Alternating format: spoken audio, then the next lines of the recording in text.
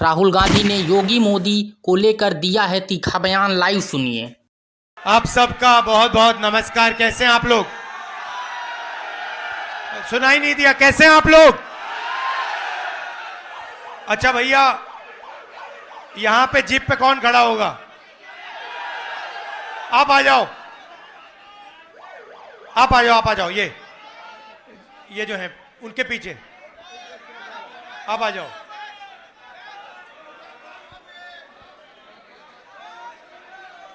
नाम क्या है भैया आपका?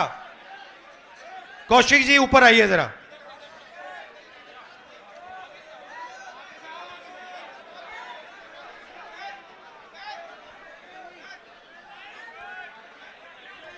अब भैया देखिए, आपका नाम क्या? खड़े हो जाओ, खड़े हो जाओ भैया। नाम क्या आपका? आयुष कौशिक जी हैं। नमस्कार करो जरा। अब बताओ मुझे एक बात, अभी बुलाएंगे। आयुष जी से नहीं पूछ रहा, मैं आपसे पूछ रहा हूं। आयुष जी जरा इधर देखिए। अब मान लो अगर हमें आयुष जी की जेब काटनी हो, मान लो हमने सोचा कि भैया आयुष जी की जेब काटो, सबसे पहले हमें क्या करना पड़ेगा? हाँ, सबसे पहले भैया आयुष जी उधर देखो जरा। हाँ वो देखो भैया, ये देखो, इधर देखो जरा भैया, वो ऊपर देखो, फ्लाईओवर की ओर देखो जरा। ये पहले ये करना पड़ेगा, पहले इसका ध्यान भटकाना पड़ेगा। सही? ये काम आपके लिए नरेंद्र मोदी जी करते हैं। भाई और बहनों, वो उधर देखो। भाई और बहनों, इधर देखो। भाई और बहनों, ऊपर देखो। भाई और बहनों, नीचे देखो। अब उसके बाद क्या चाहिए आपको? उसके बाद कौशिक जी जरा घूमिए जरा। उसके बाद जब उसका ध्यान चला जाएगा, पीछे से कोई आएगा, है ना? किसी को आना पड़ेगा। वो कौन है भैया? वो अदानी है, वो अंबानी है। ठीक है, अब मान लो ध्यान भटका दिया और पीछे से जेब काट दी, तो तीसरी किस चीज की जरूरत है? हाँ भैया, मुझे ये डंडा लाठी देना जरा। ये झंडा उतारो इससे। नहीं, इससे काम चलेगा। छोटा नहीं चाहिए, बड़ा चाहिए। ये तो पहला जो ध्यान भटकाता है नरेंद्र मोदी जी, दूसरा जो जेब काटता है अदानी जी, और तीसरा जो डंडा लिए घूमता है अमित शाह। कहीं भैया तुम लोगों ने कुछ किया? जब ED I, CBI I, income tax I, police वाले आए, तो कुछ किया, तो फिर देखो कैसा डंडा लगता है। आयुष जी धन्यवाद आपका। अभी करते, फोटो ले लो, आ जाओ। ये भैया सेल्फी का जमाना। आ जाओ, आ जाओ, आ जाओ, यहां बैठ जाओ।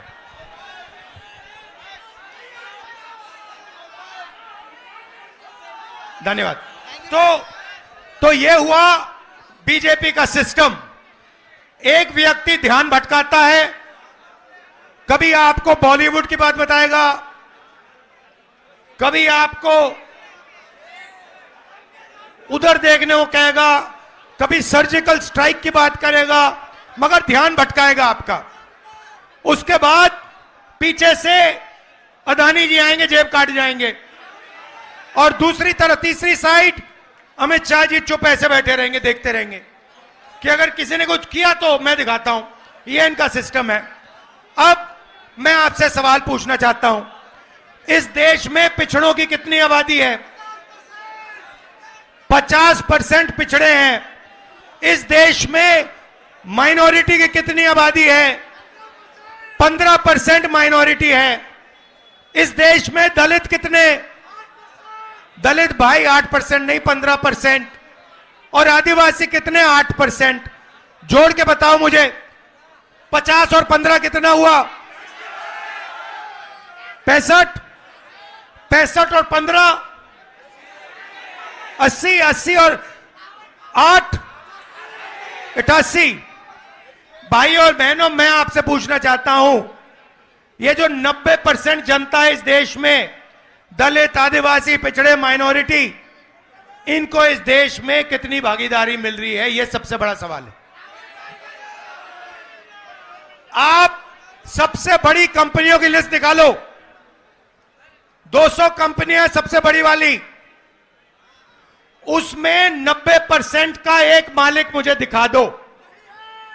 आपको एक मालिक 90% का नहीं मिलेगा। उसके बाद आप मैनेजमेंट टीम में की लिस्ट निकालो, उसमें आपको 90% का एक नहीं मिलेगा। फिर आप कहो ठीक है 90% हिंदुस्तान की कंपनी के मालिक नहीं बनने चाहते, मैं नहीं कहता, मगर आपने मान लियो कह दिया, तो फिर मैं आपसे पूछूंगा भैया ठीक है 90% के मीडिया में कितने, मीडिया में कितने? एक नहीं है। आप मीडिया के मालिकों की लिस्ट निकालो, आपको एक ओबीसी नहीं मिलेगा, एक दलित नहीं मिलेगा, एक आदिवासी नहीं मिलेगा, एक गरीब जनरल कास्ट का नहीं मिलेगा, एक माइनॉरिटी नहीं मिलेगा। फिर बड़े बड़े पत्रकारों की लिस्ट निकालो, 90% में से आपको एक नहीं मिलेगा। फिर आप मुझसे कहोगे नहीं राहुल जी 90% को ना मीडिया में भागीदारी चाहिए, ना हमें बड़ी कंपनियों में भागीदारी चाहिए। फिर मैं आपसे पूछूंगा ठीक है भैया बताओ प्राइवेट अस्पतालों में आपके कितने लोग? एक भी नहीं। फिर पूछूंगा भैया ठीक है प्राइवेट अस्पतालों में भागीदारी नहीं चाहिए, तो कॉलेज यूनिवर्सिटी में तुम्हारे कितने लोग? एक भी नहीं। अरे भाई तुम लोग हो कहां? तुम हो कहां? मैं बताता हूं तुम्हें, मनरेगा की लिस्ट निकालो, उसमें आप सब लोगों के नाम दिखेंगे। कॉन्ट्रैक्ट लेबर की लिस्ट निकालो, उसमें आपके सब नाम दिखेंगे। मगर हिंदुस्तान के बड़ी बड़ी कंपनियों में, हाई कोर्ट में,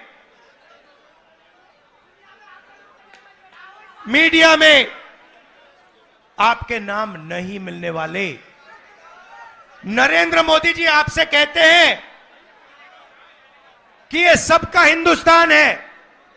ये सबका हिंदुस्तान कैसे है अगर इसमें 90% लोगों को कोई भागीदारी नहीं मिल रही? हमने मैनिफेस्टो में साफ लिखा है, मैं आपको रास्ता भी बता देता हूं। अगर 90% को भागीदारी चाहिए तो पहला कदम, जैसे जब हार्ट टूटता है पहला कदम क्या कराते हो आप? एक्सरे कराते हो ना? तो वैसे ही पहला कदम जाति जनगणना है। इससे क्या होगा? 90% को पता लग जाएगा कि आप कौन हो, कितने हो, और सबसे ज्यादा जरूरी आपके हाथों में हिंदुस्तान का कितना धन है। बात समझ आई? आपको कहा जाता है कि भाइयों और बहनों एक दूसरे से नफरत करो। एक धर्म को दूसरे धर्म से लड़ाया जाता है, एक जात को दूसरी जात से लड़ाया जाता है, एक भाषा को दूसरी भाषा से लड़ाया जाता है, और फिर जो आपका धन है 24 घंटा आपसे वो धन लूटा जाता है। मुझे बताओ हिंदुस्तान के एयरपोर्ट किसके हाथ में है? मुझे बताओ हिंदुस्तान के बड़े बड़े इंफ्रास्ट्रक्चर प्रोजेक्ट तो दिए जाते हैं, किसको दिए जाते हैं? मुझे बताओ हिमाचल के सेब किसके हाथ में जाते हैं? मुझे बताओ हिंदुस्तान के सबसे बड़े पोर्ट किसके हाथ में है? मुझे बताओ अग्निवीर योजना क्यों की गई? क्योंकि जो आपका रास्ता था, 90% का रास्ता था, उसको बंद करना था, और अदानी जी को जो कॉन्ट्रैक्ट, हथियार के कॉन्ट्रैक्ट देने थे, वो सारे के सारे इस सरकार ने दिए अदानी जी को। तो आपको जागरूक होना है, आपको यह सवाल पूछना है, हर रोज सुबह यह पूछना है कि 90% आबादी को इस देश में कितनी भागीदारी मिल रही है, कितना धन 90% के हाथों में है। यह सवाल आपको पूछना है, और कोई सवाल ही नहीं है। मैं कन्याकुमारी से कश्मीर तक 4000 किलोमीटर आपके साथ चला। 4,000 किलोमीटर, उसमें यात्रा से एक नारा निकला, यात्रा से निकला, मैंने नहीं बोला, यात्रा से निकलता है, नारा निकलता है, नफरत के बाजार में मोहब्बत की दुकान खोलनी है। तो सबसे पहला काम नफरत को मिटाने का है, भाई को भाई से गले मिलाने का है। यह सबसे पहला काम है। देशभक्त देश को जोड़ता है, देशभक्त देश को तोड़ता नहीं है। देशभक्त मोहब्बत की दुकान खोलते हैं, नफरत के बाजार नहीं चलाते हैं। यह मेरा आपके लिए मैसेज है। आप जो भी करते हो करो, मगर सबसे पहले एक बात समझ लो, नफरत को नफरत से नहीं काटा जा सकता। कभी आपने देखा है कि नफरत से नफरत कट गई? जोर से बोलो, देखा है? नफरत मोहब्बत से कटती है। और आप सबके दिल में मोहब्बत ही मोहब्बत है। अब सिर्फ आपको वो मोहब्बत दिखानी है, लोगों से गले मिलना है और कहना है कि हम इस देश में नफरत को नहीं फैलने देंगे, हम डरेंगे नहीं, हम मोहब्बत फैलाएंगे, 24 घंटा मोहब्बत फैलाएंगे और नफरत को मोहब्बत से काटेंगे। आप सब यहां आए, इसके लिए दिल से मैं आपका धन्यवाद करता हूं। आपने यात्रा में अपनी पूरी शक्ति दी, आपने अपना प्यार दिया, दिल से आपका धन्यवाद करता हूं।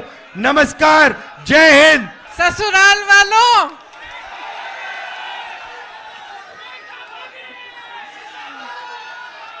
यहाँ आकर बहुत खुशी हुई है और आज इस भारत जोड़ो न्याय यात्रा में भाग लेते हुए मुझे बहुत बहुत खुशी हो रही है, खास तौर से क्योंकि आज इस यात्रा में पहली बार मैं अपने ससुराल वालों के साथ आई हूँ।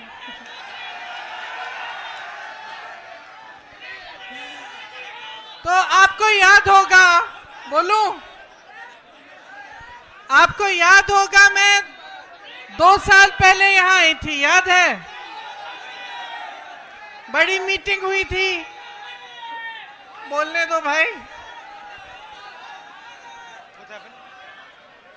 आपको याद होगा 22 में मैं यहां आई थी, मीटिंग हुई थी बड़ी। अरे भैया बात सुनने दो, सुनने दो। और रोड शो भी हुआ था। मैं आपसे पूछना चाहती हूं कि तब से आज तक कुछ बदला है? उस समय चुनाव था विधानसभा का, आपने भाजपा को जिताया, योगी जी को जिताया, 2 साल और उनको मौका मिला है। मैं आपसे पूछना चाहती हूं कि जो आपकी समस्याएं हैं, जो आपकी असली समस्याएं, आपका दुख है, जो महंगाई है, जो बेरोजगारी है, जो रोज रोज इन परीक्षाओं में जो पेपर लीक हो रहे हैं, जिनके लिए नौजवान बच्चे, आपके बच्चे मेहनत करते हैं, पढ़ते हैं, फीस भरते हैं, ये सिलसिला अभी तक जारी है कि नहीं कि पेपर लीक होते रहते हैं? बताइए, जारी है? तो जब आप 2 साल बाद सरकार चुन रहे थे, आप चुनाव में अपना वोट डाल रहे थे, तो मैं जानना चाहती हूं कि आप क्या सोच रहे थे? क्या आपने सोचा, सुनिए, क्या आपने सोचा कि यहाँ का विकास होगा? सोचा था? अब यहाँ पे पीतल के कारखाने हैं, बड़े बड़े पीतल के कारोबार हैं, क्या आपकी तरक्की हुई है? हुई है। जितनी भी मदद आपको सरकार से मिलनी थी वो बंद हो गई, ऊपर से जीएसटी, और जितना काम कर रहे थे उसका शायद आधा काम कर रहे होंगे आज। मुश्किलें कम हुई हैं या बढ़ी हैं? बढ़ गई हैं। यहाँ नौजवान हैं सारे, उस समय मैंने पूछा था रोजगार मिलता है, आज रोजगार मिल रहा है। तो ये जो मेहनत कर रहे हो, जो 4-4 बजे सुबह पुलिस में भर्ती होने के लिए दौड़ लगाते हो, जो सेना में भर्ती होने के लिए दौड़ लगाते हो, उसके बाद जब परीक्षा लिखते हो, उसके लिए फीस भरते हो, माँ बाप मेहनत करके ट्यूशन में भेजते हैं, ये सब करने के बावजूद क्या होता है? आपको मालूम है कि 28 लाख बच्चों ने, यूपी के 28 लाख बच्चों ने पुलिस का भर्ती का इम्तिहान दिया है। 28 लाख, सोचो। इसका मतलब है कि यूपी के लगभग हर गांव में से 4 या 5 नौजवानों ने ये परीक्षा दी। एक आशा थी, एक उम्मीद थी उनके मन में। ये नहीं कि मुफ्त में कुछ मिल रहा है, पढ़ के मेहनत करके वो चाहते थे अपनी परीक्षा में पास हो। क्या हुआ? पेपर लीक हो गया। अब जब मैं यहाँ आई थी 22 में, तो मैंने आपसे कहा था कि हमने एक घोषणा पत्र बनाया था, उसमें हमने एक पूरा प्लान बनाया था, एक पूरी योजना बनाई थी कि ये जो पेपर लीक बार बार होते हैं, इसको रोकने की क्या योजना हो सकती है। उसमें जॉब कैलेंडर था, उसमें यह था कि एक कमीशन बनेगा और जितना भी अन्याय हुआ है उसको ठीक करने का काम होगा। और जॉब कैलेंडर में हर जो भी डेट था, परीक्षा का डेट, नियुक्ति की डेट, सारी पहले से तय, और जो उससे इधर उधर होता उसके खिलाफ कार्रवाई होती। तो ये तो 2-3 मुद्दे हैं, पूरे 10 मुद्दों का हमने एक पूरा प्लान बनाया था। तो मैं आपसे एक सीधी सीधी बात कहना चाहती हूं। देखो, चुनाव फिर से आ रहा है कि नहीं? फिर से आपको अपना मत डालना पड़ेगा। अब आप खुद ही देख रहे हो, बार बार भाजपा की सरकार आ रही है, केंद्र में आ रही है, प्रदेश में आ रही है, आपकी बेरोजगारी बढ़ रही है, आपकी मुश्किलें बढ़ रही हैं। तब किसान आंदोलन कर रहे थे 2 साल पहले, आज किसान आंदोलन कर रहा है। तब सड़क पे बैठे थे ठंड में सर्दी में, आज बैठे हैं। तब उनकी सुनवाई नहीं थी, आज उनकी सुनवाई नहीं है। और इसी तरह से आप सोचिए, जब बुलडोजर चलता है इनका, तो किसके घरों पे चलता है? किसके घरों पे चलता है? जोर से बोलो। जिसने 6 किसानों को अपनी जीप के नीचे कुचला, उसके घर पे क्या बुलडोजर चला? जिसने महिलाओं के साथ अत्याचार किया, उसके घर पे बुलडोजर चला? जो ये पेपर लीक के घोटालों से पैसे खाए जा रहा है, उन लोगों के जिन्होंने पैसे खाए हैं, जो बार बार ये घोटाला करते हैं, बार बार लीक कराते हैं, उनके घरों में बुलडोजर चला? नहीं चला ना। सोचिए, ये सब बहुत बड़ी बड़ी बातें हैं दिखावे के लिए। ये जितने बड़े बड़े इश्तिहार आपको दिखते हैं, जिसमें आपको दिख रहा है कि बहुत तरक्की हो रही है, जब तक आपकी तरक्की नहीं होगी, जब तक आपको रोजगार नहीं मिलेगा, जब तक आपके पेपर लीक बंद नहीं होंगे, तब तक आपकी तरक्की नहीं हो सकती है। जब तक यहाँ की महिलाएं सुरक्षित ना हो, आगे बढ़ नहीं पाए, तब तक आपकी तरक्की नहीं हो रही है। तो मैं सिर्फ आपको, मैंने उस समय भी बोला और अभी भी बोल रही हूं, अपने अनुभव को देखो, अपने अनुभव को देखो कि भाई 5 सालों में, 10 सालों में मिला क्या है? नौकरी मिली, दुकान जाते हो तो सब्जी खरीद पाते हो। आपको मालूम है गन्ने का जो दाम है, जो आपको मिलना चाहिए सरकार से, वो हर साल, पिछले 7 सालों में हर साल सिर्फ मात्र 7 रुपए गन्ने का दाम बढ़ा है कि नहीं? 7 रुपए, ठीक है? तो मान लो 5 सालों में 35 रुपए बढ़ा होगा। और आप जब सब्जी खरीदने जाते हैं तो कितने बढ़ गए दाम? आलू मिलता है, प्याज मिलती है, टमाटर मिलता है, आप जाते हो 3 चीजों को लेने के लिए, घर आते हो 1 लेके। तो भाई देखो, जब तक आपको खुद समझ में नहीं आएगा, जब तक आप अपने अनुभव पर नहीं उतरोगे, तब तक कुछ नहीं बदलने वाला। हम चीखते चिल्लाते जाएंगे, कुछ नहीं बदलेगा। बदलाव तब आएगा जब आप अपनी परिस्थितियों को समझकर अपना वोट डालोगे। जब आप सवाल उठाओगे सरकार से कि मुझे सब्जी क्यों नहीं मिल रही है, इतनी महंगाई क्यों है, मेरा बच्चा पढ़ता है, मेहनत करता है, उसको नौकरी क्यों नहीं मिल रही है, जब तक ये सवाल आप नहीं उठाएंगे, जब तक इन परिस्थितियों को देखते हुए आप अपना वोट नहीं डालेंगे, तब तक आप इसी खाई में डूबे रहोगे। इसीलिए मैं आपसे कहना चाहती हूं, इस खाई में से निकलो। जब वोट डालने जाते हो सोच समझ के अपना वोट दो। कांग्रेस पार्टी के पास योजनाएं हैं, करके दिखाया है, और आप सब अपने ही अनुभव से ये चीज समझते हैं। तो आज आपके बीच आकर मैं सिर्फ इतना कहूंगी कि जो भी वोट आप डालने जा रहे हो, बड़ी बड़ी बातों पे मत डालो, जो ऊपरी दिखावा है उस पे मत डालो। जो तुम्हारी जिंदगी में गुजर रहा है, जो तुम्हारा जीवन है, तुम्हारा अनुभव है, तुम्हारी परिस्थिति है, उसको समझ के कि ये क्यों हो रहा है आपके साथ, तब वोट डालो। ये न्याय यात्रा है। राहुल जी, भारत जोड़ो यात्रा में 4000 किलोमीटर क्यों चले? इस देश को एक रखने के लिए, ये कहने के लिए कि ये देश एक है, सब एकजुट हो जाओ, आगे बढ़ोगे। आज भारत जोड़ो न्याय यात्रा पे निकले हैं, तो इस यात्रा में न्याय शब्द क्यों जोड़ा है? न्याय शब्द इसलिए जोड़ा है क्योंकि आज यहाँ के नौजवानों के साथ, देश के नौजवानों के साथ अन्याय हो रहा है। आज देश की महिलाओं के साथ अन्याय हो रहा है। आप मेहनत करते हैं, आपके पेपर लीक होते हैं। आप मेहनत करते हैं, आपको नौकरी नहीं मिलती, रोजगार नहीं मिलता। आप मेहनत करते हैं, महंगाई का सामना करते हैं।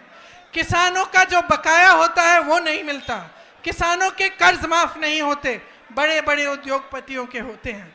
तो देखिए, मैं फिर से आग्रह करूंगी, आज आप इस यात्रा में जुड़ने आए हैं तो हमें देखने नहीं आए हैं, अपनी परिस्थिति को समझने आए हैं। और ये समझने आए हैं कि जब तक आप बदलाव नहीं लाओगे, तब तक आपकी परिस्थिति बदलने वाली। आज के लिए फिलहाल इतना ही। मिलते हैं फिर से एक नई खबर के साथ।